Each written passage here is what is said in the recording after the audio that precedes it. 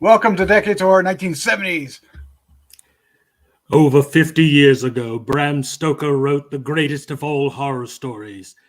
Now, for the first time, we retell exactly as he wrote, one of the first and still the best tales of the macabre. This is episode 179, recorded December 21st, 2022. Gruesome Magazine. I am your host, Doc Rodden, and this podcast is about horror films released between 1970 and 1979. Each week, my co-host, Jeff Mohr, and I will tackle another classic, or not so classic, film from this wondrous, groovy, gory, and influential decade. Oh, man. With me this week is my co-host, Jeff Mohr. Jeff, how you doing, sir? Well, how would you feel if you just found out you might have the wrong size orifice? I'm just saying.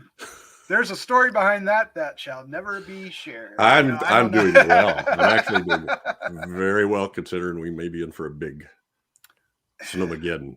Snowmageddon 2022. In which case, you might have to go out and snovel the show.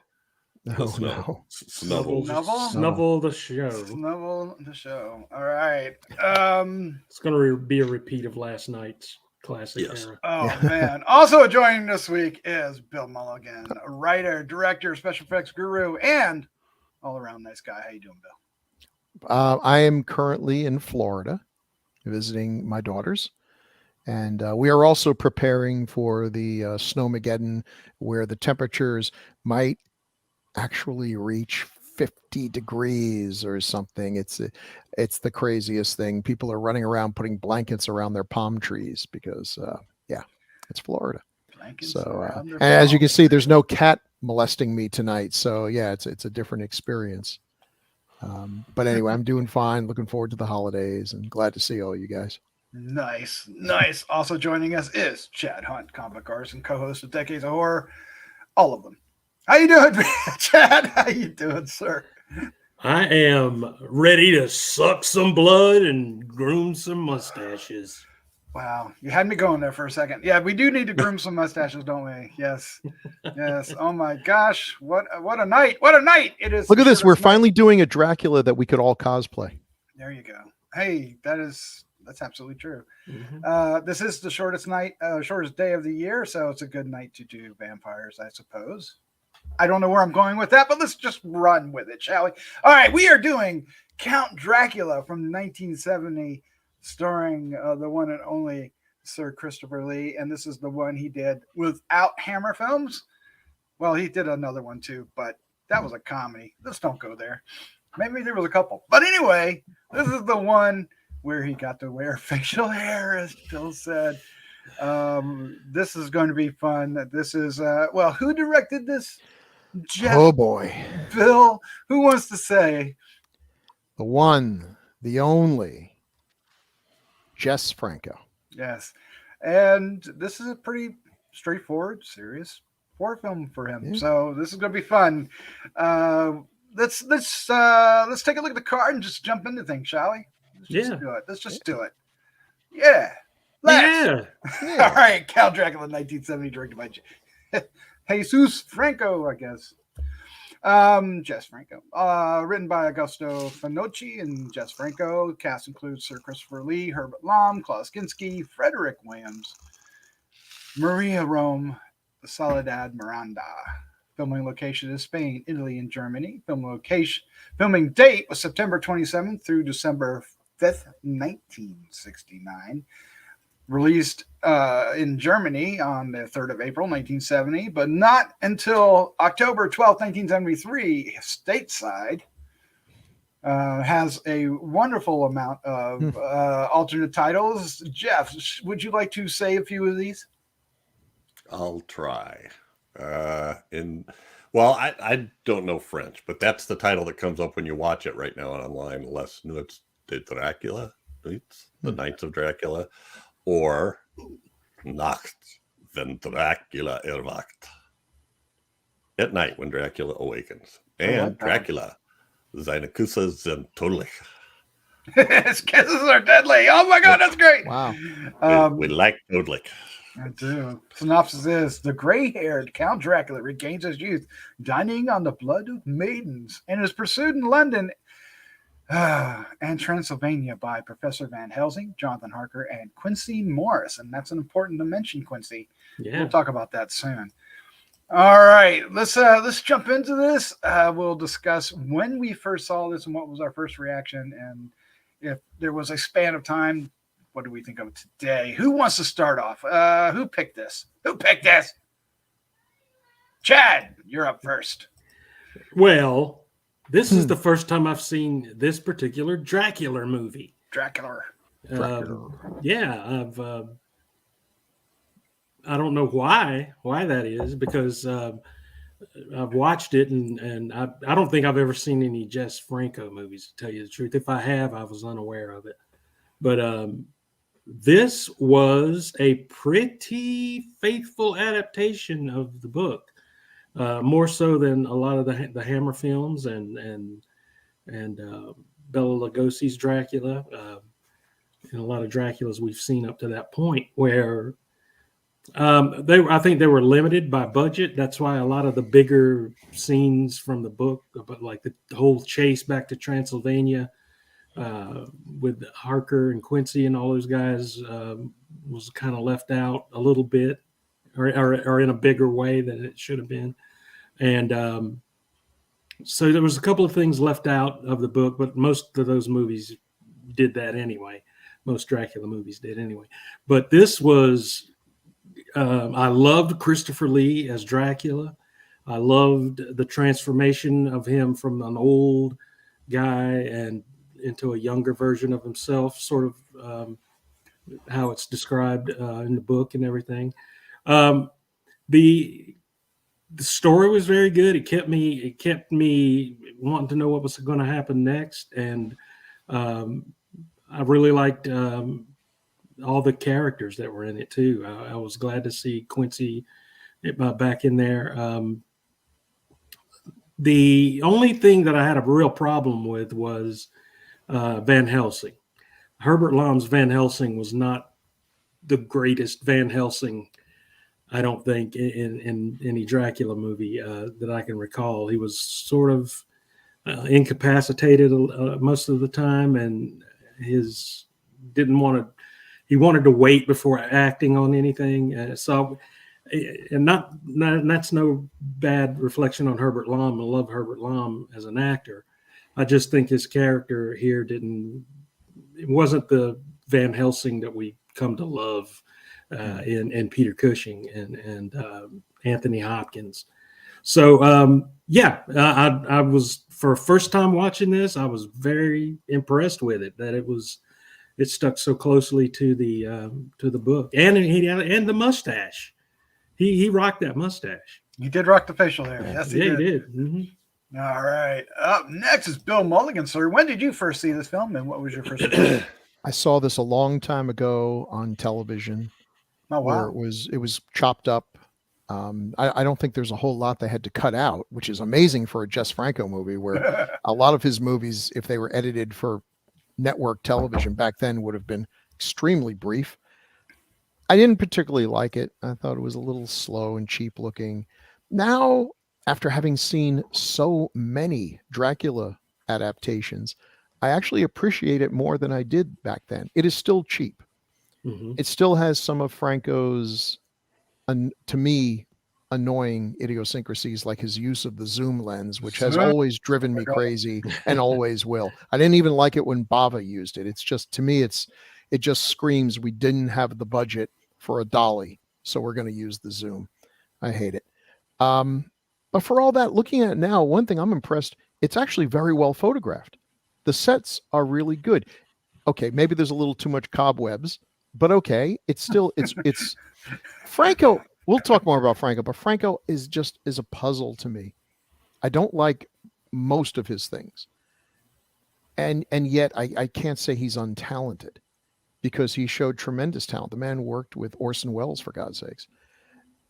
And in this one, he really gave it his all. And I feel like this is the one where the budget limitations, and like many of his films, at some point they ran out of money. That's a common story with a lot of his stuff. And that's really a shame, because I think this really could have been a classic. They did stick to the novel as well as I think they could on the limited budget. There's no way we're going to see The Last Voyage of the Demeter. That wasn't going to happen. We needed something better than a bunch of stuffed animals lunging at the camera or being held off screen by a grip.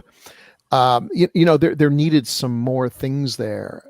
Van Helsing needed more to do, but this is what you get when you have a bunch of really good actors, but they're not ever being shot at the same time.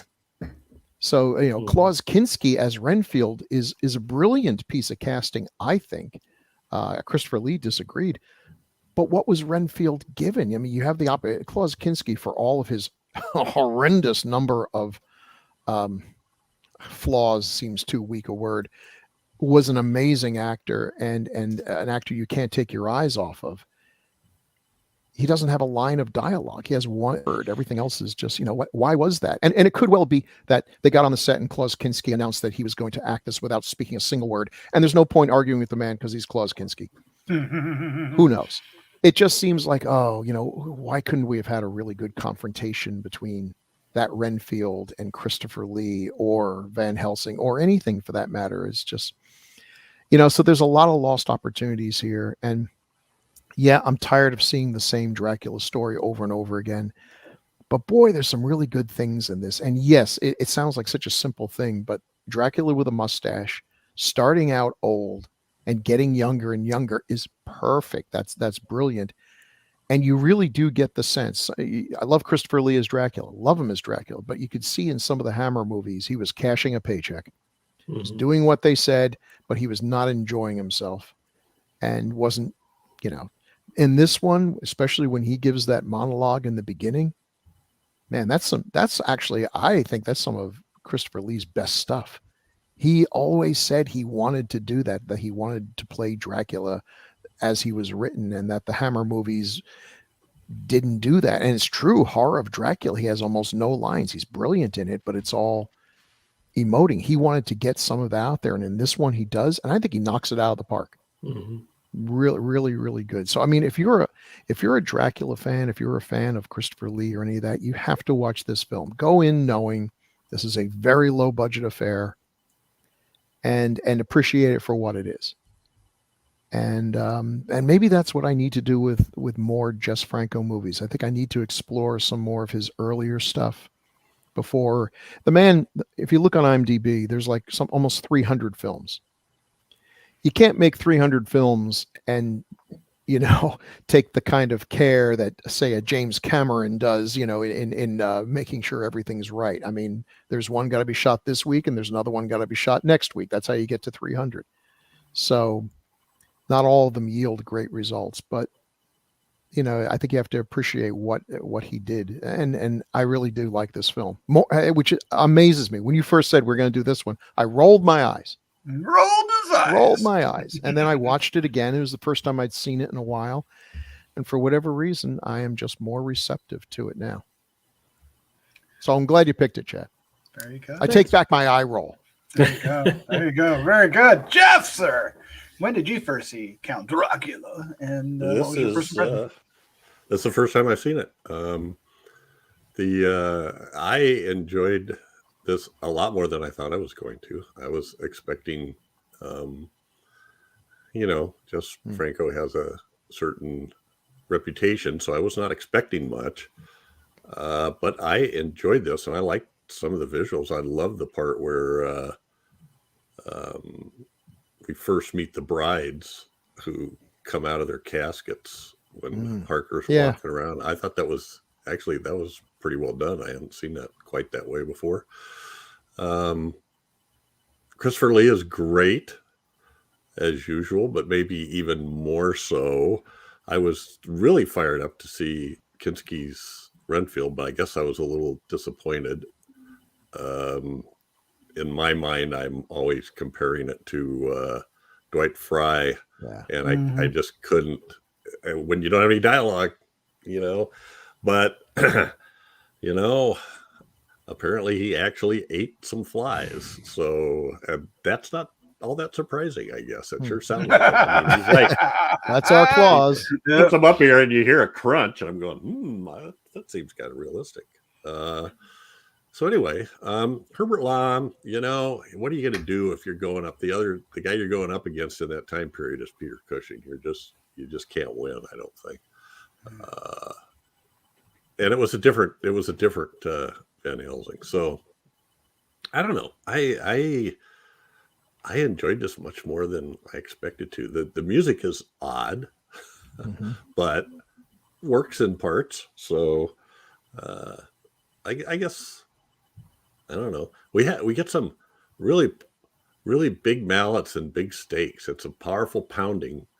Gotta have that. Yeah. And a lot of whimpering and groaning and screaming from vampires. So anyway, I enjoyed this. I'm sure there's some real dreck out there from Jess Franco, but this isn't it. And I'm going to be a little more open-minded about him in the future. Very good. Very good. Yeah, this was the first time I've watched this too. And I mean, I knew about it. You know about it because, it's one of those Christopher Lee Draculas that is not a Hammer film. So it comes up right when you talk about Christopher Lee as Dracula, and the look of him with the gray, especially the gray facial hair it presents a much different Dracula than we've seen him do, right? Yeah. And that plays through the whole movie. So, but I avoided it. I think I avoided it because of Jess Franco, and I think. I guess I'm going to have to reassess that and explore, like many of us have said. But at the same time, I found this a little dull. I found it a little dull when Christopher Lee wasn't on screen. The rest of the cast, unfortunately, Klaus Kinski was interesting, but I don't feel like he delivered. Right? I was expecting a lot more out of him, because we've seen him do so much crazier stuff, and this is the crazy role. So where did that get disconnected, right? So that was a little disappointing. And Herbert Lom was interesting enough, but I think you guys are right. When we get to some of the behind the scenes stuff, you'll see that there was other versions of this film that could have been, but yes, it's a well done Dracula movie for the budget. But that doesn't necessarily mean it's a good Dracula movie. And I'm wondering, do you think you found it dull because it was cheap? I think he's saying. Well, I don't think there was much punch to it. There wasn't much action. It was very straightforward, very, and I'm when you adapt other material into cinema, it really needs to change. Doc, I think you got it exactly right. The problem with every time someone says we're going to do Frankenstein and we're going to make it the way it was written, and then they go and read the book and you're like, oh, now we get it. Now we know why no one's ever done that. These books were written when there was no cinema. They were written as novels, and what works in a novel doesn't always work. I mean, nowadays people write novels hoping it'll be turned into a movie. Right. So they almost write it in the 3-act structure, but it's, I don't want to say the story of Dracula is dull. It has lasted all this time and everything, but it was not written cinematically. So trying to adapt it, I think the reason why this film is a bit dull, I think that's a perfectly valid observation, is that it is one of the most straightforward adaptations of the book, and that this is what you get. Yeah, so you can blame the film for they did exactly what they said they were going to do. Although it's not a blow for blow description, because they would have needed more money to do that, but it is pretty darn close. Yeah. I mean, it's perfectly fine. I think any horror fan that, is either a fan of 70s, a fan of Christopher Lee, or a fan of Dracula, itself, would enjoy this film on some level. And I'm not discounting it. And, but I like the energy of the Hammer films and some of the other ones that we get.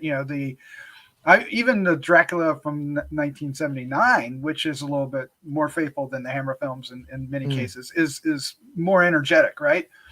Yeah. Of course, they had a bigger budget and a different director, but we also got a lot of different Draculas around this time. Other people were stepping in to, was it Jack Palance did one, right? Who else did Dracula around this time? Because there was a couple TV versions. Didn't Louis Jordan do one? Louis Jordan did one. Yes. That was, and they're all interesting. Of course, the TV. There was TV series with a couple different versions of them as well. I watched a lot of those. This one I stayed away from. I think, like I said, Jess Franco. But so it has its place. It has its place, and it has won me. It was one respect from me for the director, which I didn't necessarily have or not have. I just didn't have an opinion because I haven't seen it. So I can. You were talking about the talent, and you can see the talent here. Yeah, you definitely can see the talent. And the only restriction is the budget. like the zoom was annoying. Right? Yeah. And the story just doesn't have the action that I guess I'm being biased by that, right? Because I want to see I want to see I want to see Van Helsing jump across a table and grab the Instead they put him in a wheelchair, which I know. And the only thing I can think about that, because I don't think that Herbert Lom actually hurt himself or anything. I'm thinking they wanted to come up with an explanation for why he wasn't there fighting Dracula at the end. And they couldn't be honest about it, which is we ran out of money, or by the time we got around to shooting it, he was doing something else that paid better. I'm sure there was a perfectly valid reason, but they had to write him out of the script. Right. Well, that kind of takes away everything that makes Van Helsing Van Helsing. Yeah. Now, the good thing about it is Quincey. Quincy's back now. I think the only other time we got Quincey was Coppola. Bram Stoker's Dracula, right? Yeah, because that's part of the cool things about the novel is in the end, it's like bros versus Dracula. These guys bonding together, once rivals for this woman's affection and their best bud, coming together, putting aside all their differences and everything, and fighting with different skills and everything against this evil. Not everyone makes it. That's kind of cool. We never get it. We never get that. Yeah. And in this one, I think it came down to 2 because once again, it's like we don't have the money for all 4 guys fighting against Dracula here. Well, it's rare that Van Helsing, rises up, right? That's what you remember. Peter Cushing is an exception. Anthony Hopkins is as well. You could say Sir Laurence Olivier, but that's because it's that actor. It's not necessarily his shining moment in his repertoire. But I love him in that film. But so Herbert Lom didn't quite reach that. And Peter Cushing also hadn't been Van Helsing since 1960 with Brides of Dracula, or 61, 60. So he would be Van Helsing 3 more times shortly thereafter. Now, apparently, Jess Franco wanted to get Vincent Price. I know. Wouldn't that have been interesting? It would have been interesting. I would hope they would have done more with him, though. I would imagine that they wouldn't have had to write him out of the script because he would be a little bit. But was it AIP had him? Yeah. Right? Yeah, he was under contract with them. That's unfortunate. And then who was the next person? Was Dennis Price, right? Yeah. Now, was it David Price or Dennis Price? He obviously wanted a price. Any price will do.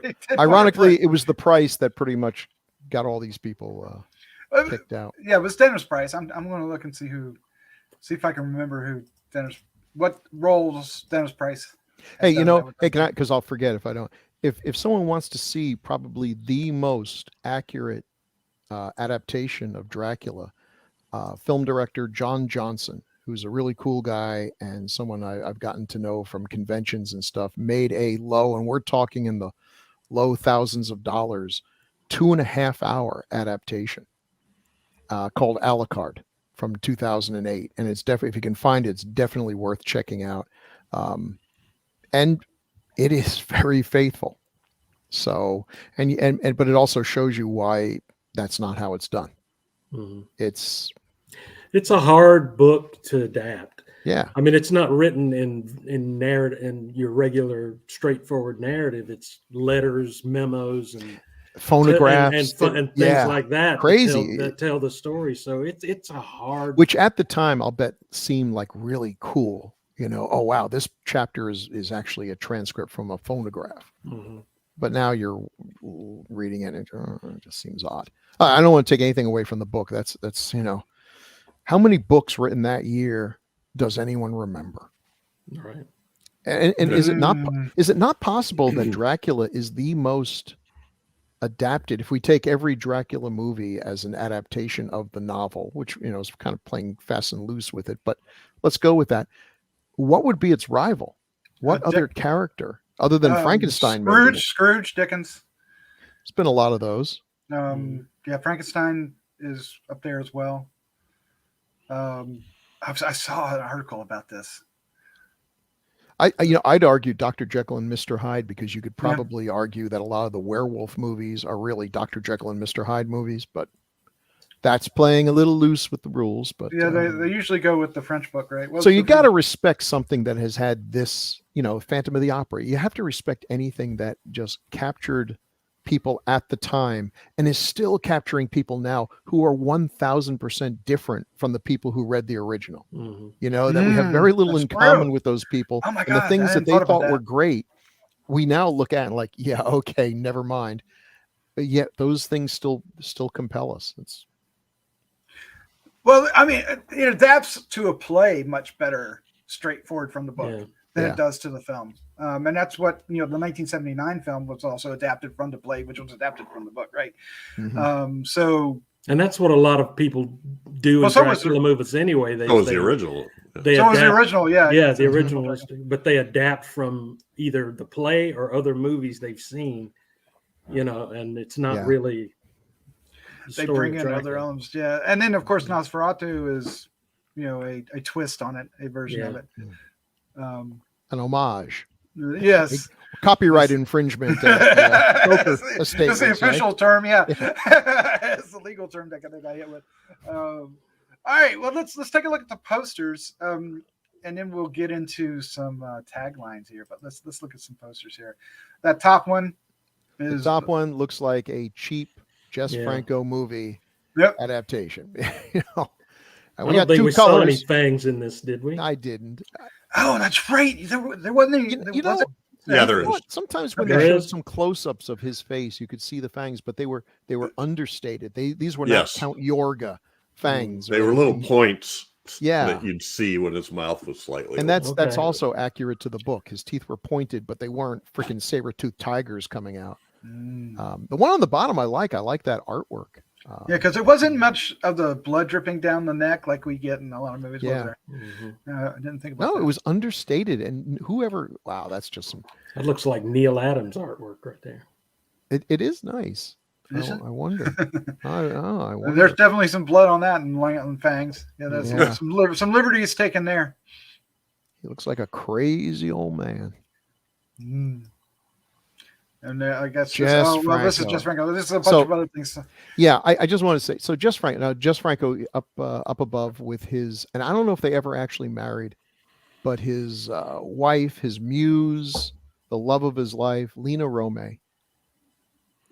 It's such a story, because here are these two people. He's kind of a voyeur. She did everything, including hardcore porn, as you know, he directed her. What's amazing, and she was a very sweet person. If you ever see interviews with her, I mean, you have an expectation for what people are like based on the kind of stuff they make, and then you listen to them and you're like, okay, I'm wrong. She started out, she was just a frisky little mitten hound, man. She was cute as a button. And as time went on, as we all do, she got older and her body changed, and you know, she wasn't the young ingenue that she was before. By God, he kept filming her as if she was the hottest thing to walk off a Playboy centerfold. And that's love, you know. And it may not be what most of us think of, but these two were so devoted to each other. She died first, which is a tragedy, and he followed soon afterwards, as everyone expected he would. That was a real love story for the ages. Now, as far as the movies, I just grabbed a bunch of stuff and slapped it in there. Diabolical Dr. Z is pretty cool, black and white, nifty stuff. Succubus is where, he really got into the erotic horror. That's worth watching. Awful Dr. Orloff, pretty good. Greta, which they then decided was actually Ilsa. They made it an Ilsa movie, even though it's Greta. Absolute dreck, horrible. Women in prisons, the absolute least favorite genre. And it's terrible. And his Fu Manchu movies. Oh my God! There's his Fu Manchu. Those. You've seen Castle of Fu Manchu was actually done on Mystery Science Theater 3000. It was so terrible it almost broke Joel and the bots. It was just what can you say about this terrible, terrible movie? Yeah. And I guess the producer, when it was over, he said, "Jess, you've done the impossible. You've done what no one has ever been able to do. You killed Fu Manchu." He needed to be killed, but he still lived through the 70s. Yeah, a lot more. so, not Jess Franco, but Jess Franco could make good movies, and I don't think it wasn't that he didn't want to make good movies, but he wanted to make movies. There comes a point if you're always making movies, you're saying yes to anything that'll pay, that'll let you make movies, where that's the only stuff you get offered is low budget crap. I think that's the trap that he sort of fell into. And once you get that reputation, nobody offers you anything else. Right. You're in there, so you're in for good, right? You just keep making it. And I think that's what's sort of hurt his reputation. There's a lot of film critics that I really respect, Tim Lucas being probably the main one, who say you can't watch a Jess Franco movie. You've got to watch all of them. Yeah. But that's hard to do when there's 300 of them. I was going to say, I'm not doing that. But those who have find things in them worth saying. And I guess it's true. If a person can make movies for that long and make so many across so many genres and so many decades, watching those films tells a story beyond what the films themselves do. Individually, they may, this movie may be no great shakes, but as part of his body of work and the situation that went into making it, there's a good story there. So Jess Franco may be one of those filmmakers that is actually, it may be more rewarding reading about his work than necessarily seeing them. But there are some... Pick and choose. You got to pick and choose. Yes, you got to pick and choose. Yeah. There are some nuggets of gold in there, but I don't recommend you see every single... His porn is so unerotic. It is so It was just... The only filmmaker who was TNA, worse at right? making porn was Ray Dennis Steckler, another filmmaker I love. Who, when he started having to make porn, he resented it, and that resentment comes out in every single frame of the films. So, yeah. What's ironic is that out of these 7 films, I actually have seen 3 of them. Which ones? Diabolical Dr. Z, Dr. Orloff, and Fu Manchu, and also the other Fu Manchu, the Castle, not Castle, but Blood of Fu Manchu. Both of those, they're all awful. But Diabolical Dr. Z and Dr. Orloff aren't bad. Kiss Me Monster, do I know that one? It's interesting because those are the other 2 are older films in the 60s. Virgin Among the Living Dead was one of those films that was in every single video store in the giant Wizard Video clamshell box. I don't think I've actually seen it. It's nothing like the cover. What a great title, though. A Virgin Among the Living Dead. You think you got problems, right? Yeah. Well, most people know Vampire Lesbos, right? So, yes. And then The Bloody Judge is another Christopher Lee entry. He did at least 4 films with him, right? Christopher Lee must have liked working with Jess Franco. And he made a few with Klaus Kinski, too. Possibly the most difficult actor ever to work with. I think he let them do what they wanted. It seems like from what I hear, a lot of his films kind of went in without a script or without much of a script. And actors, if they chose to, could expand on it, and they probably liked that experience. Certainly Kinski hated having directors tell him anything. It didn't matter if they did, right? Yeah. Yeah. I'm looking at this, and there's not many others that I've seen. I know of them. I know of a number of them. Yeah. But yeah, that's pretty much it. Well, there's definitely some 71s we could explore. Yeah, we'll think about it. Yeah.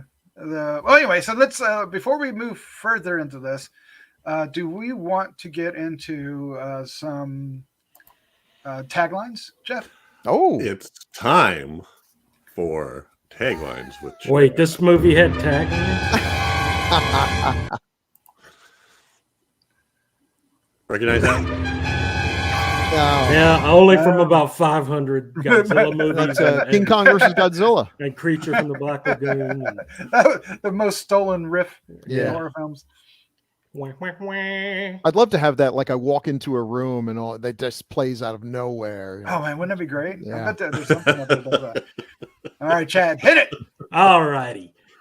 Taglines for Count Dracula are as follows. Number 1, finally, the original version. Did they do it like that? That's awesome. Thank God, finally. That's a tagline. Okay. Second tagline, and thank God the last tagline is, the moon is full, the grave is empty, and terror stalks the land. That's a good tagline. That's not bad. That's I actually like Is that it- tagline. Does it have anything? Yeah, I guess it has something to do with the movie, with that grave being empty and terror stalking the land. But Yeah. I think That's I okay. was thinking of the Paul McCartney wonderful Christmas time song. The moon is full, the grave is empty. none of us did. None of the rest of us And no did. one Sung to the tune of. Is it just me? Oh Yes, my Jeff, it's gosh. just you. Yes, it's just me. I know. It usually is. The usually- Beatles fan. The Beatles fan. Oh man! Oh, there's a face that he does. He does have blood around his lips, and there are some fangs. Look at that. All right, Christopher Lee. I don't think we need to get into Christopher Lee's Yeah. films for the 100th time. There's plenty of 70s and classic era films that we've talked Yeah. about him. So, but let's talk about his Dracula here instead. And you can Those see fangs are pretty prominent there. they are, and I remember that. But you knew what caught my attention was the eyes. Oh yeah. Yeah. And you know, he Yeah. hated those horrifying contact lenses that they slapped in all the time. He only had to do it once or twice on this one, but God, those must have been awful. Looks good though. Yep. And I just love that he's getting younger. That's just such a cool move. And it makes such perfect sense. It makes a more frightening Dracula, I think, in a way. I don't know. Well, and it also Coppola did it, and Mm-hmm. That's right. Yeah. but he probably saw this movie and said, "Hey, let's do that." I mean, I think I'm sure Coppola saw this movie. It's Yeah, sure, Coppola. Come but on. yeah, it's those two. Boy, if you could somehow mash them together. I love Coppola's Dracula.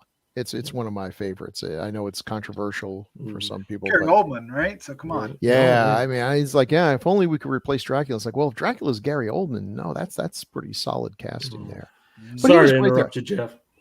I didn't. Oh, I was just going to say that they used that in the script too. That in a nice way, when Harker and who was the Quincey? guy you said was in there? Quincey. Quincey. Were in the carriage and they see Dracula walking, or Harker sees Dracula walking the other way. Wasn't that Count Dracula? But he looked so much. They didn't recognize him at first. Yeah. You're not looking for the guy with the jet black hair. Lee's Or just so Keanu good. Reeves, and it's the Right. man himself, dude. That top photo. Whoa! That top photo during that monologue, he's so good in it, and he captures something that not too many Draculas have, which is sort of that loneliness. Yeah, the one movie that actually does a great job of talking about it is Shadow of the Vampire? The one for that, the making of. Yeah. Yeah, where Willem they Dafoe is Orlok. yeah, they ask William Dafoe's Orlok, what's his favorite part of the novel, and he's like, the part where he has to serve Quincy Harker because he doesn't have any servants and everything, and how he's so lonely. He's living in this castle all by himself and everything. I thought they captured that scene with the two of them where they're having this dialogue. The Dracula, he's tired of this. He's tired of this place he's at, and it's reflected in his age and everything. As soon as he gets the hell out of there, starts drinking some fresh blood from people who don't essentially know he's a vampire and everything. It's it brings the old boy back to life. Now, unfortunately, that's the blood of virgins. yeah, that's kind of where it ends. He doesn't have enough dialogue. The dialogue with him is so good in the beginning. I wish there had been a real confrontation between him and Van Helsing, something longer, something solid. Yeah, that really hurt the film, though. Those two not being on screen at the same time. That's Mhm. what it really needed. It does. That confrontation is classic, right? Mm-hmm. But what's interesting is the dinner scene in this movie. What I was concentrating on, because it's me and I'm silly, the dining room was pretty clean, except for the candelabra. The cobwebs. And it was totally cobweb covers. Like, dude, I'm not eating Those are the any food on that table. Candles I've ever seen. I know, too. but everything else was pretty clean. You know, It's like, Oh, geez, I Dracula, thought get that yourself was one of so those funny. little Swifters or something, and just Well, Dracula is not too worried about Harker knowing who he is, because he shows him where his room is, and boom, he just stands right there in front of the mirror. Yeah. And, I know that I was thinking about that. I thought, geez, Harker doesn't say anything. And I thought, what's he going to say? You know? Well, he didn't. I'm stuck He here, didn't I got no expect way out. Harker to ever leave there. So Yeah. what did he care? True. They kind of gloss that over. Yeah. 'Cause, Oh yeah, like- he just Yeah. like whatever. It's like, No, we found you know, in the woods or something, right? like he's thinking to himself, Right, right. maybe he they jumps do out of things, the window. Right. maybe they do things differently around here. Like maybe I don't know, they don't cast reflections. I don't know. I'm a visitor.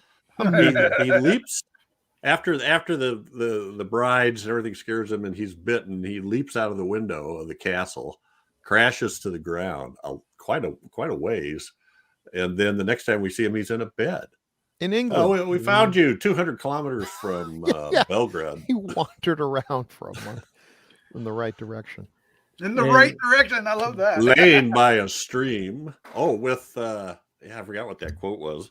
That he tells him about the Renfield must the have people fell turned 100 into feet. Only giant hurt his bats arm. that with teeth that wanted to draw blood that were chasing him. Why doesn't Oh, anybody yeah. believe me? Oh, yeah, I was chased by giant man-sized bats. Oh, if only you could have Yes. seen it. Yeah, if only we could have seen it. But the bats we saw were truly terrible. And I've always been a big God. critic of Hammer's bats. But these They were just bats shadow bats, right? made Hammer's bats They were look like shadow National bats. Geographic's bats. Like At they, least the most- Hammer's bats wings flapped. a the little bit. wings flapped, as opposed to just they look like Christmas ornaments. Yeah. Okay. There's some charm to that. Now, okay, before we move on to Herbert Lom, let's talk about you were saying the dialogue. So there's like, who delivers the dialogue better, Bela Lugosi or Christopher Lee in this film? Oh, the line Lugosi, I think. Yeah. It has to be, right? I mean, Mhm. Well, that the accent lines, is the so lines about classic. Children of the Night, or Yes. yes, Yes. you got to give Lugosi and everything. But I don't really remember Lugosi didn't get that great monologue about how the Draculas had fought against the Turks and all that and everything. No, he didn't. He's No, he just didn't. some weird count who with a cool accent and everything. Yeah. Would have been nice if he had been given that. I thought it was cool they put that in there. I mean, Yes. that's- Well, they had to because they didn't have enough money to make a flashback to a battle scene. And We got that later. Anyway, let's move on to Herbert Lom. Now, Herbert Lom is, if you grew up watching movies in the 70s, he was in like every third horror film, it seemed like. Mhm. He isn't, We've but it done a felt bunch like of his. we We've done have. several of his. We have, because he's great, and he was great right Uh, up to the end. I mean, I think the last performance of his I really remember was The Dead Zone, and he was phenomenal. That's the in one. that. Mhm. And we did that on 80s. And then we did Now the Screaming Starts! Exclamation Silent. point. Yes. And or he's just a naughty guy. He's a Asylum, naughty yeah. guy. He is a naughty guy. Asylum, Yeah. isn't he like the puppet doctor, or what was it? Yes, I remember yes. he was associated with those. Yeah. He was the one that built didn't he build the little I think robot so. thing that Mhm. had little organs in it? I love Mhm, that yeah. film so much. Oh my God. He Well, was. And, Wasn't he and, Phantom of the Opera too? Yes, that yes. was Oh Yeah, yeah, Phantom he Phantom was. of He was the Opera, third Phantom of the Opera. Mhm. Yeah, Yep. and the Hammer version. Yeah, Yeah. and yeah, he did. And then of course I loved him in the Pink Panther movies. Oh, Yeah. that's right. So he could do comedy. Oh my God, real I well. forgot about I know. that. Oh, Dreyfus. He was some of the best stuff. Yeah. Oh my gosh. Yeah, he also horror films like Dorian Gray. He was in Dorian Gray. Murders in the Rue Morgue, Was he in Mark of the Devil? Mark of the Devil. Yes. So he definitely like the guy did so many. How many like, credits does he have on IMDb? Just for acting? 114. Not too shabby. He was Yeah. a working actor. He was in a couple versions of 10 Little Indians. He has gravitas. He brings weight to a role.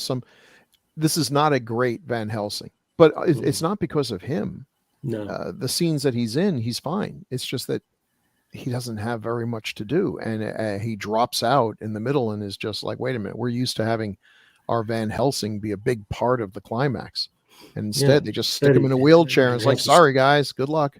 A stroke, and which we didn't watching it. I had no idea what was happening to him. I thought he was having a heart attack, or he was dead, and then he had. I thought he was passing out from a mental battle with Dracula is what I thought at first, and then he's in a wheelchair and they make a comment. I'm like, what the? Which What makes happened to him you? weak. I had a Which stroke. we're not used to seeing our Van Helsing humbled by Dracula and pretty much taken out of the game.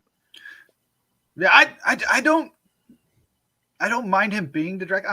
I mean being Van Helsing, I liked it, but because as far as the conversations with the other characters goes, but I really, like you're saying, I really missed the confrontation. But you can Van Helsing's kinda- only as good as the movie he's in. It's like Rutger Hauer would have been a great Van Helsing, but he's in Dario Argento's Dracula and it's terrible. So it's not his fault. Ooh.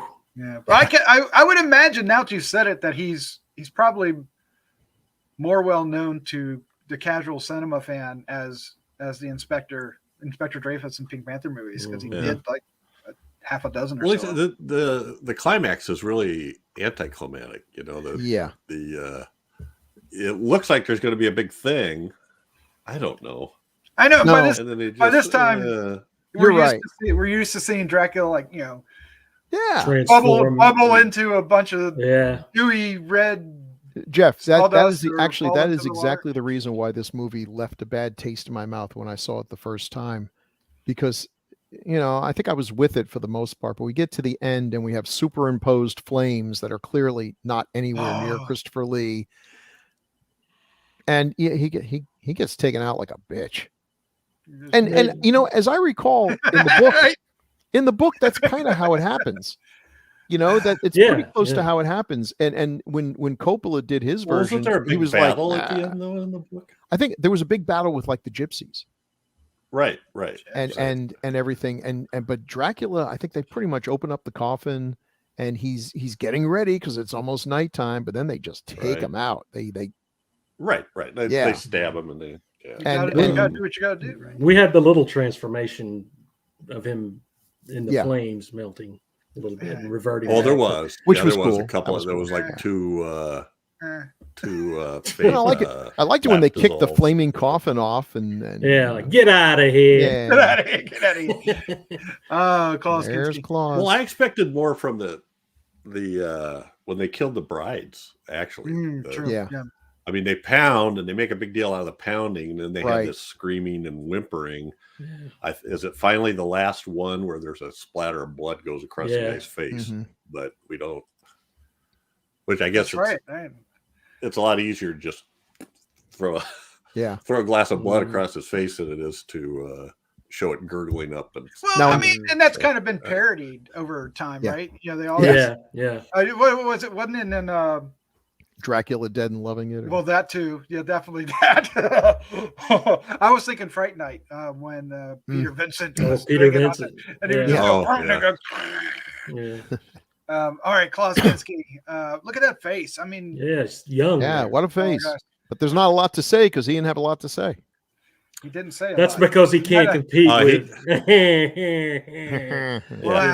he did a great job flying through the air. As a dummy. Not that great. I mean, Well, that's what I said. He jumps out of 100-foot He window. bent those thing and just PVC hurt pipe his arm, bars yeah. real well. yeah. Nice. And I guess it was hard to follow what his story was, because in this one he's not really a servant of Dracula the way I'm used to my Renfields being. He's more like, I assume from the backstory, Dracula killed his daughter, drove him insane, and now somehow there's a connection there. So he's trying to warn people about Dracula, but we're not given a whole lot to work with here. And Dracula, at the same time, Dracula seems to have some kind of control over him. Maybe that's the reason he doesn't talk. Yeah. I'd love to know the story. Did they have stuff for him and he just got there and they said, we want a Klaus Kinski performance. We want you to out Dwight Fry. And he just took that as a challenge to do as little as possible and give us this. Cause I don't know. I mean, Kinski, I have so many mixed feelings about this, but if I had the opportunity to work with him in that moment of time before he died and spent an eternity in hell, I would want him to just, Kinski, please. I read his autobiography. Oh, wow. This is his own words about himself. And you're just like, scariest crap I've ever read. Well, I don't know. They show in a lot of scenes where there's like flashes back and forth between Dracula and Renfield, or Dracula and Lucy, or things, and it he's ready to confess, and all of a sudden you see Dracula kill, and then he attacks Mina and tries to strangle her to death. So there was. It may actually fit better into the supernatural of it, but it doesn't look very dynamic. To show he just changes from to. My favorite bit was they have him in a straitjacket. I should have put a picture of it in there, and it's totally not a straitjacket. It's just a long white shirt. They glued some belts on it, and he's just holding his hands like this, and in no way is he constrained from just moving. Hey, here they are. This is a low budget movie. Well, he has 137 credits. What film do you think he's most known for? Is it going to be Aguirre, The Wrath of God, or is it going to be Nosferatu? I think, or is it something else? I think Wrath of God, although Nosferatu for horror is definitely his crowning achievement. Not the sequel, which I actually sat through. Vampire Nosferatu in Venice. I don't know if I remember there was such a thing. I believe he took over the movie halfway through and directed it himself. Jeez. He was a madman. That's streaming on Tubi or one of those right now. Yeah, have fun. Yeah, no, I'll pass. Well, this is probably weird, but the thing I remember him most from is the Sergio Leone. The Hunchback. Yeah, he's the Hunchback in the gunfight, and he crashes out and jumps on the. And I'm trying to remember which movie it is. Is it Good, the Bad, and the Ugly? I feel like it might be for a few dollars more. Yep. Yeah, I think that's it. Which is probably my favorite of the trilogy for whatever reason. I mean, they're all great movies. Yeah, that's Leone. Leone had such grotesque people in his movies that Kinski, even with a Hunchback, was one of the better looking people in town. His name is Juan Wild. Yes, it was for a few dollars more and 65. It'd be fun to grab a dozen of his films and watch them over a couple of weeks, because there's just so many different. I mean, he was in Dr. Zhivago for the one we got to do sometime. I'm trying to remember if it's called Spasms or Venom. It's where there's a snake loose in an apartment, and the movie itself.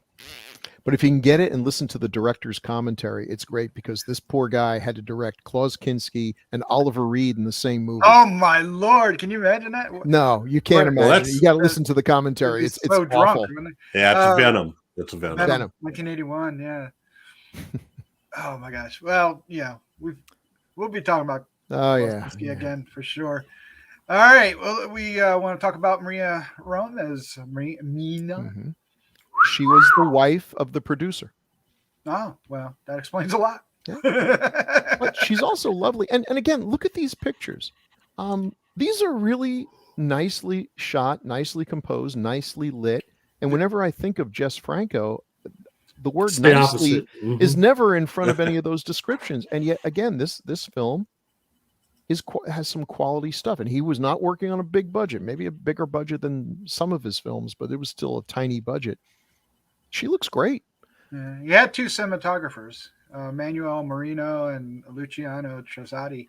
I have no idea about either of them, but I would have switched roles. I would have switched actresses because I think Soledad Miranda had a quality that just comes through. She was something, and she was Franco's original muse, a woman that he wanted to work with and did a few things with, and really just was great. And she was apparently, I think the story was, she was on her way to sign a 6-picture deal with him and was killed in a car crash. Oh.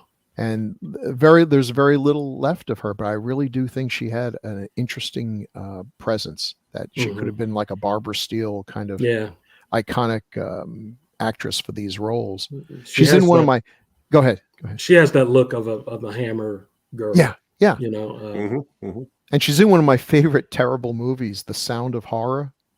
If you guys ever get a chance to do that on Classic, it's a movie about some people who discover a dinosaur living in a cave.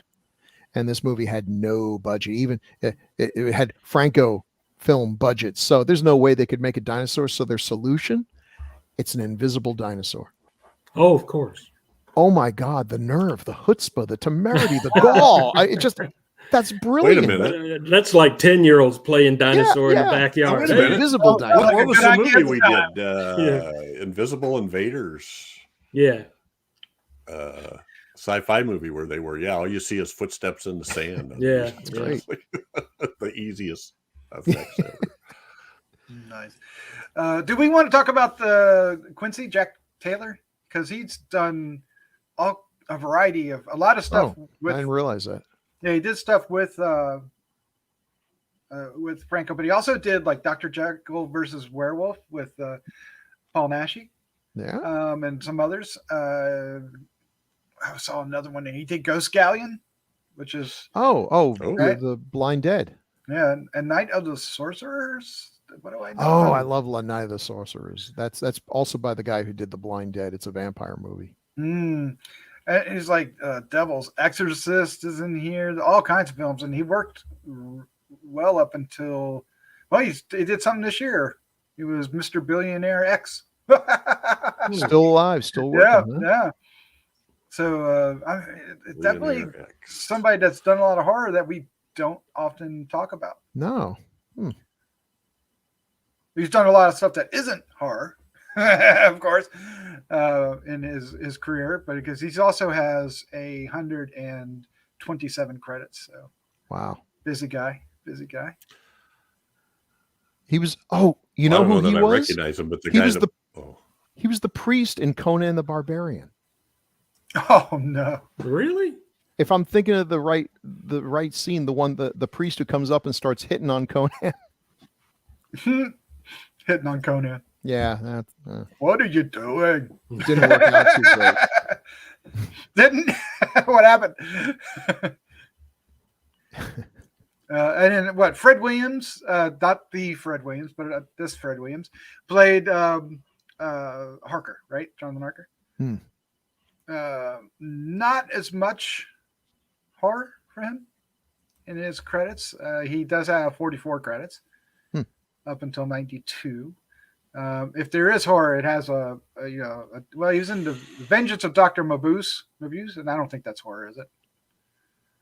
Yeah, more science fiction. Yeah. I mean, it could be. I'd have to go digging into this because the names don't sound like it, but you never know sometimes. All right. Well, let's, you got this one here you labeled stuff. Let's look at some stuff. All right. Yeah. Blame this stuff. Just, a little bit. Well, I mean, again, I love the shot on the bottom, nicely composed, good use of setting, good use of lighting. I mean, that's, if someone said, oh, this is from a Bava film or, some other Italian filmmaker I like, yeah, that looks kind of painterly and everything is psych. It's just Franco. Like, oh, you're kidding me. I had to put the middle one in because the one scene that just so takes you out of the movie is the attack of the puppet stuffed animals. Oh yeah, because they're not scary stuffed animals; they're badly stuffed. So it's like that weasel. What an indignity, It's bad enough you live your life as a weasel, but then you get stuffed with big googly eyes and I feel like he's they like, played I'm that. on the movies. I don't care. it was a I shock. feel like they played that three note crescendo every time they showed it. Every time they went to it. But look at the light. Look at the To a look at the spot, yeah. cinematography there, though. The blue lighting, and well, It's that's probably just just a lens so thing anyways, badly or- done. Well, at some man. point, it was like they were actually thought they were coming after him, or they were moving, and then Yeah. something happens to Dracula where he's distracted, and then all of a sudden everything goes back to normal, and nobody's The scared. lighting too, just like poof. Yeah. And as Jeff mentioned, or maybe it was Doc, the brides. I thought that was actually a really well done scene. It was just simple double exposure, but it did solve the problem that every vampire movie has, which is that there is absolutely no dignified way to get out of a coffin. They're not built for that. Yeah. If you've ever been in a coffin and you try to get out, you can try to do it like Count Dracula, but at some point you got to kind of like, and you're pushing yourself up, and you look like a jerk. So unless they've got some doohickey thing that you can just rise up, it looks stupid. Yeah, what they do is the coffin opens up and you see the clutching hand, and then the camera pans away, and then you hear the top fall off, and you go back and there's Bela Lugosi standing there. He's like, "Yeah, that's it. I just walked out of my coffin looking all cool." You didn't see it though. It was a different audience then too. Yeah, because they imagined everything in between.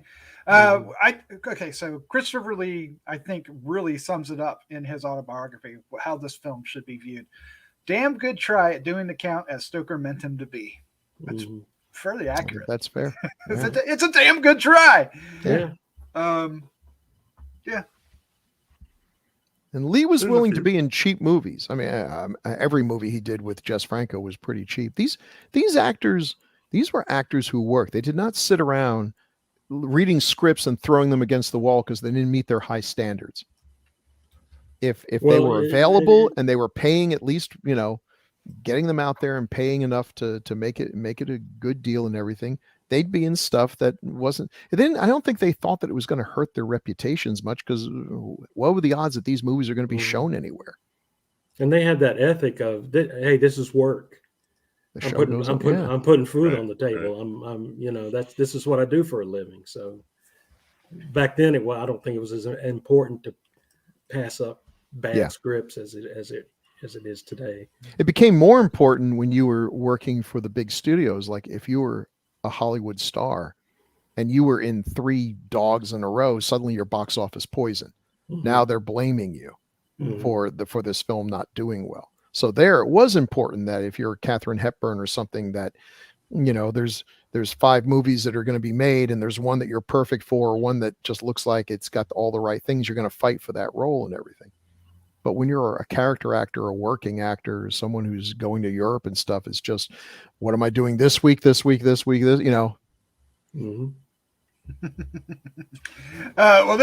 year, 1970, when this film was originally released, at least in Europe, Sir Christopher Lee, played Dracula in 4 movies. That's amazing.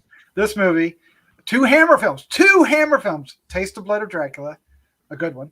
Scars of Dracula, one that needs to be discussed. Yeah. And then, the one that nobody remembers. No, and I even read it and I don't remember. One More Time, and he, along with Peter Cushing, right? They actually play Dracula and Van Helsing. Someone told me about this, and I did not believe them, because I know everything about Peter Cushing and Christopher Lee, and it's like you're making this up. I went on YouTube and found the scene, and by God, it is 100% legit. In the middle of this movie, apropos of nothing, Sammy Davis Jr. goes down into the basement, and there's Peter Cushing as Frankenstein with like the monster on the table and a hunchback assistant, and Christopher Lee in full costume with, a glass of blood or whatever. They both have like 1 or 2 lines. Glass of blood. Yeah. And then Sammy Davis looks at the camera and basically goes, whoa, and runs back up. And you're like, what the hell did I just watch? Like, how did this happen? That was a sequel to the Salt and Pepper. Yeah. The first movie. Yeah. Yeah. Well, Sammy Davis Jr. and Peter Lawford, and it's directed by Jerry Lewis. Oh, Jerry Lewis. Yes. Oh my God, Jerry Lewis. Who's not in the movie. But I could see, and listen, there's a lot of things you could say about Jerry Lewis, but I could see Jerry Lewis being someone who actually had kind of a love for the Hammer films and everything. For one thing, I mean, Europe always had more love for Jerry Lewis than United States did. So, but yeah, what a weird movie. I tried watching the whole thing. Those movies have dated a lot.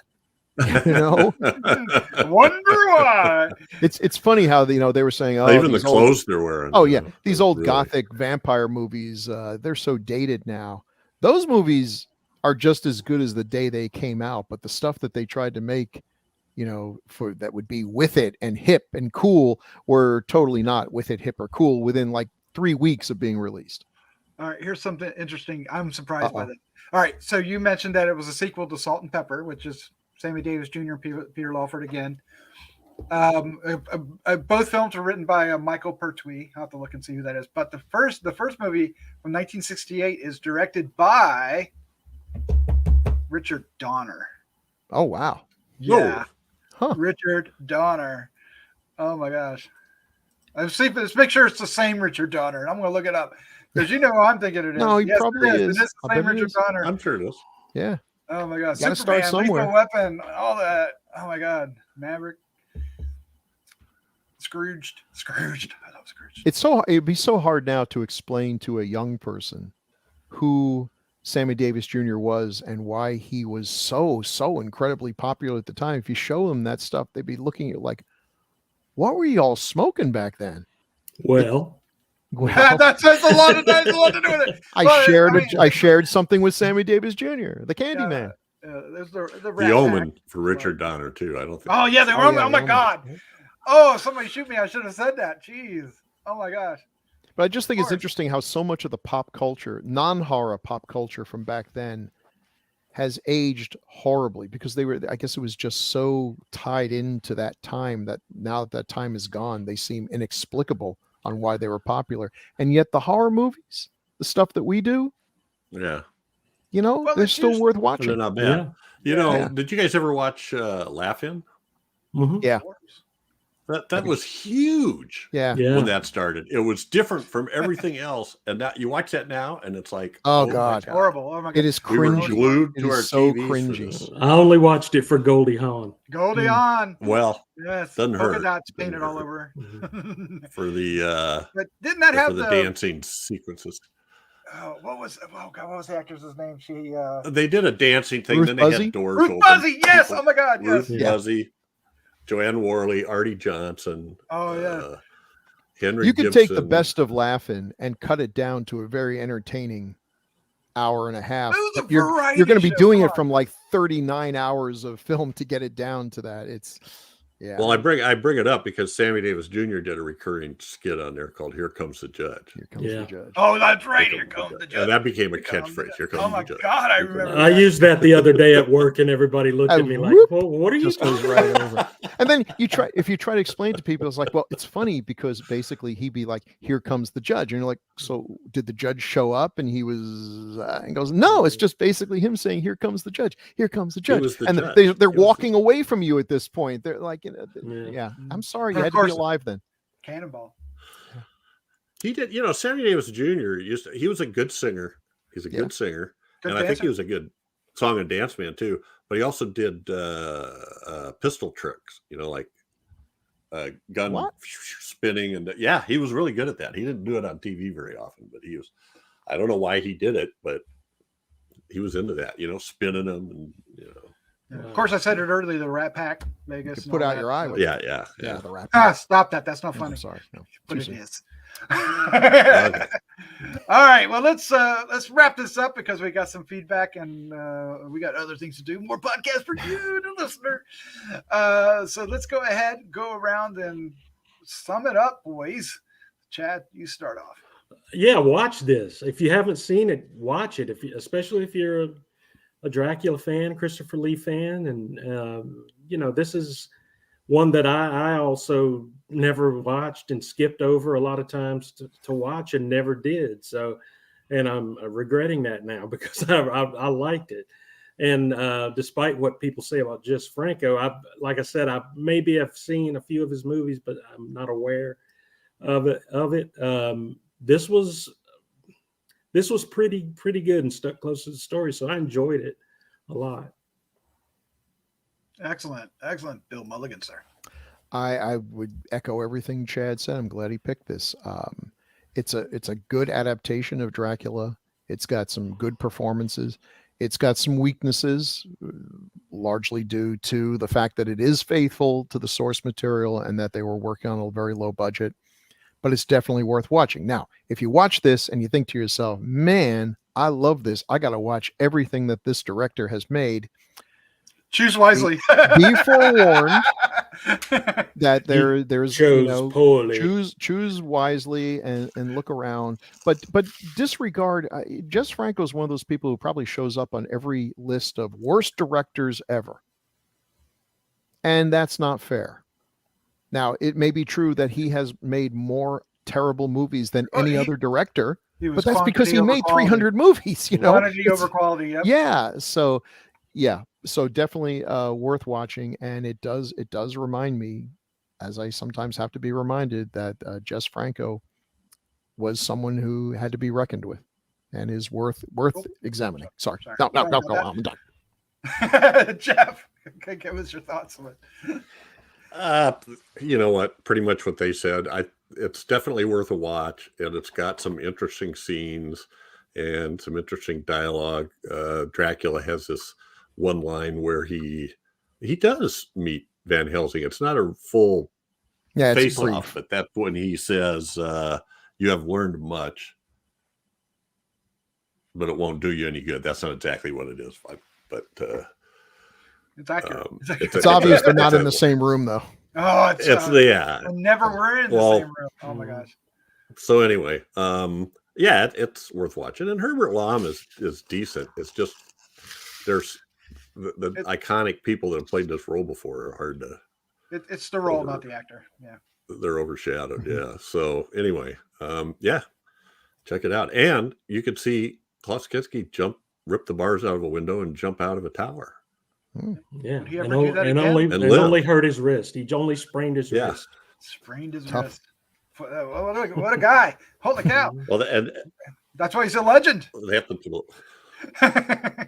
put a leash on him then, right? Put a leash on him. All right. So, as somebody who started this podcast because I love 70s horror films and seen so many of them, I am so happy that we keep finding ones that I haven't seen, and occasionally, right, Chad, we find ones that we didn't even know about. Oily Cat. Yeah.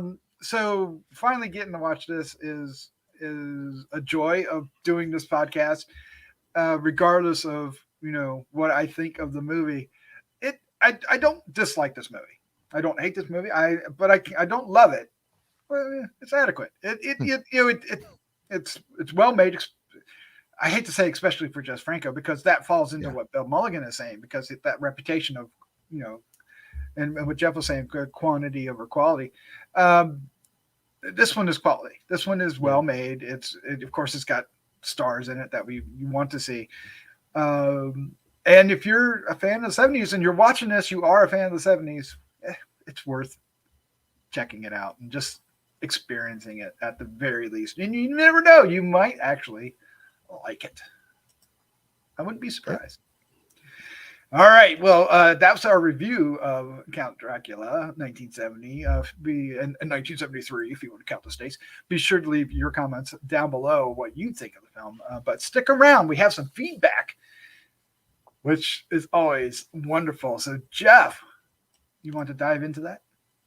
Yeah, sure. We have just 3 pieces this episode from episode 178, Creature from Black Lake.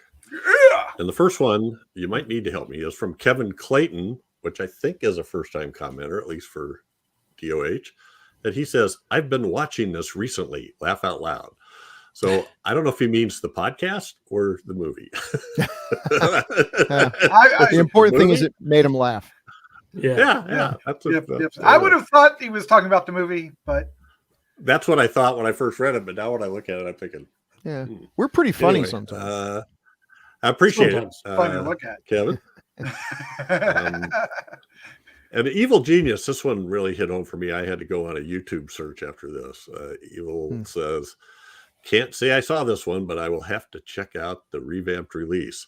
Speaking of Dub Taylor, of all his roles, the one bit he played that has... Jeff, it's Dub Taylor. Dub Taylor.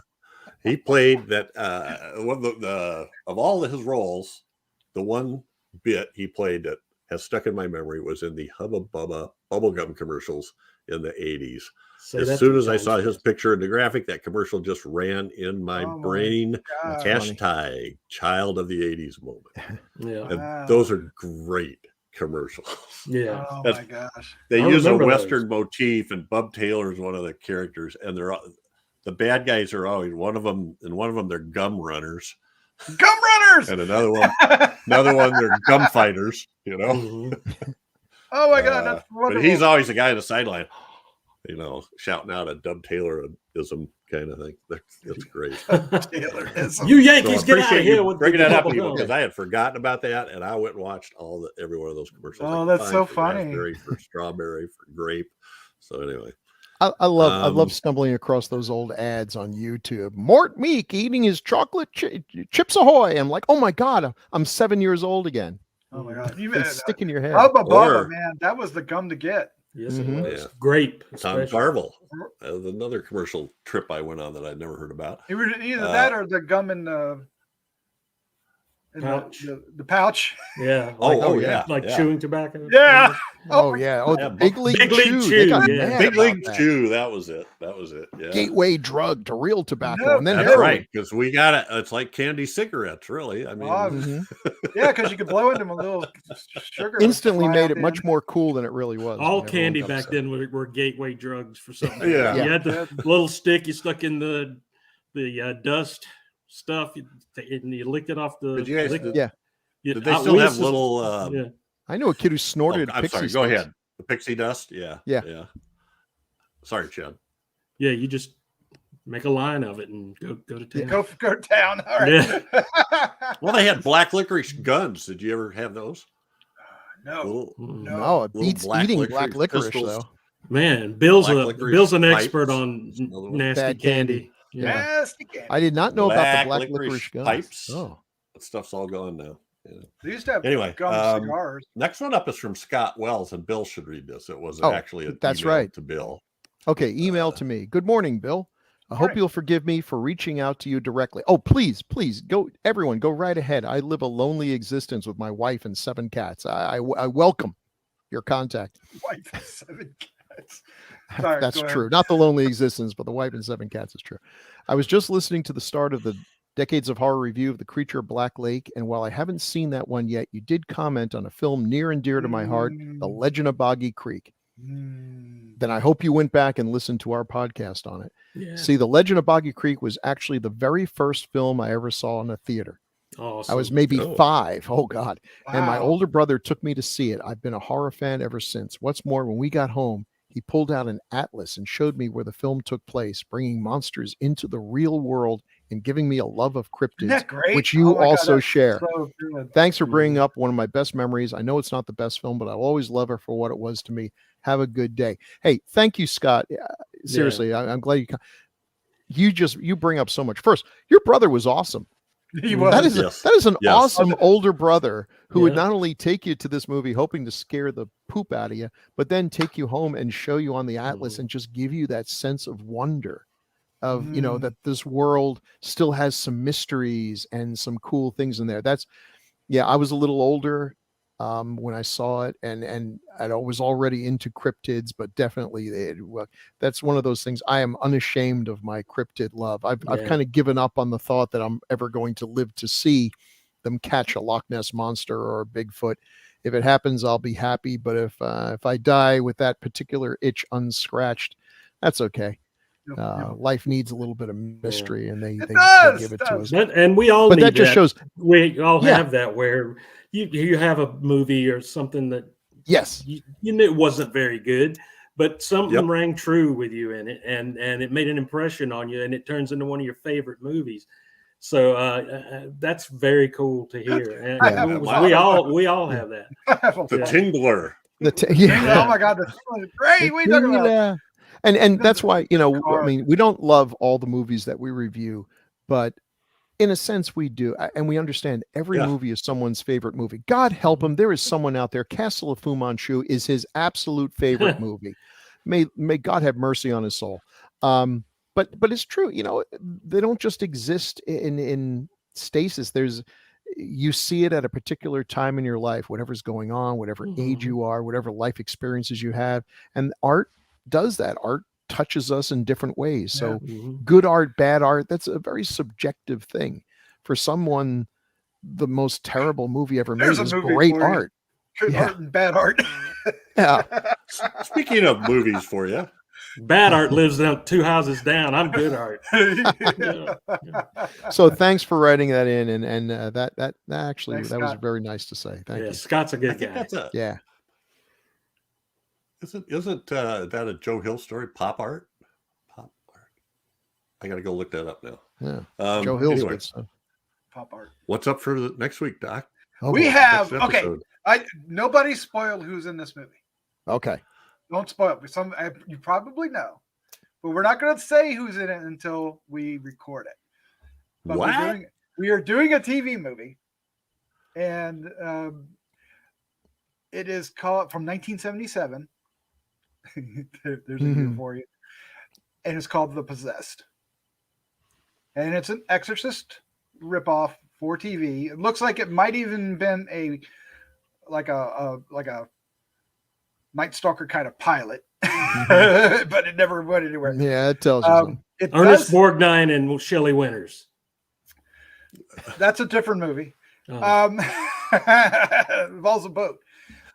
This one does not. It's a girls' school, but in a girls' school. Girls' school. Oh, right. And it does have, even though it's a TV movie, it has a pretty memorable, maybe for the wrong reasons, possessed young lady in it. I heard somebody describe it, and we'll talk about this in one video. Okay. I haven't seen this, so I'm looking forward to actually watching it. I remember seeing it when it came out. I do remember when it was played on TV, of course. But. For some reason, we were talking not too long ago about TV horror movies from the 70s and all the ones we did. And then somebody popped up a list like top TV horror movies from IMDb. That was Doc. Yeah. Hell, I didn't recognize like the top 20. No, there were so many. Oh my gosh. There was a couple of them we did, but that was it, So I'm like, well, I knew most of them because we only got 4 channels. Oh, well, all of maybe got 5 on a good day, and so there weren't a lot of choices. And if ever a TV movie was being shown that looked like it might even vaguely be horror related, I was usually there. Well, I mean, through the 70s, I was digging through the TV guide or the little TV thing that you got in the Sunday paper and circling your movies. Circling, exactly, and circling them. Oh my gosh, yes, I'm pretty sure this one got circled. Now we can watch any movie anytime we want on anything. Yeah, but this movie does have some. Decide. That's right. Yeah, this movie does have surprises in it. So, everybody who's listening is going to run out and go see who it is. But where's it streaming? Yeah, YouTube is the only place I can find it. Okay. So we are going to be doing a YouTube one, but yeah, I know what you mean. I had to do it. I had to do it when I found out. I just said, "Oh God, we got to do this." May not show up on their resume, but they're in it. There are some similarities to other films. We'll get to there too. All right, guys, that's our show for tonight. We got to get out of here in 1 minute. Yeah, we got to record another one. So everybody, this is all my fault. Jeff, y'all take care. Have a great Christmas. I just did my own name. That's funny. Bill, thank you. Thank you. It was a fun discussion. You're in the wrong square, Doc. I am in the wrong square. You're in the. All right, let's say goodnight. Hey, everybody, have a good Christmas. I know it's after that when this goes. Absolutely. But, happy holidays. And here's to 2023. Good night, everybody. Good night. Night now. Good night.